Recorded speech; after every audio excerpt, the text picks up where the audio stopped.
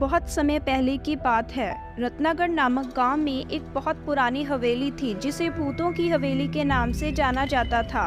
एक दिन शहर से मैरी नाम की पत्रकार उस गांव में पहुंची। उसने हवेली के काले इतिहास के बारे में अफवाहें सुनी थी और वो सच्चाई का पता लगाना चाहती थी। गांव के लोगों का कहना था कि ये हवेली शापित है और जो भी इसमें गया वो कभी वापस लौटकर नहीं आ पाया। रात होते ही मैरी हवेली में घुस गई। जैसे ही उसने दहलीज पार की उसे एक अजीब सा एहसास हुआ। हवा ठंडी हो गई और उसे दूर से फुसफुसाहटें सुनाई देने लगी। ऐसा लग रहा था कि दीवारें भयानक भूतों के साथ जीवित हो उठी हैं। अचानक मैरी को महसूस हुआ कि वह एक बीते युग में पहुंच गई है। ये वो समय था जब हवेली में एक चुड़ैल रहती थी। वो चुड़ैल काला जादू कर रही थी और चारों ओर से आत्माओं को बुला रही थी। जैसे ही मैरी आगे बढ़ी उसे आत्माओं ने पीड़ा देनी शुरू कर दी। वह भागने लगी और भागते भागते एक कमरे में छिप गई।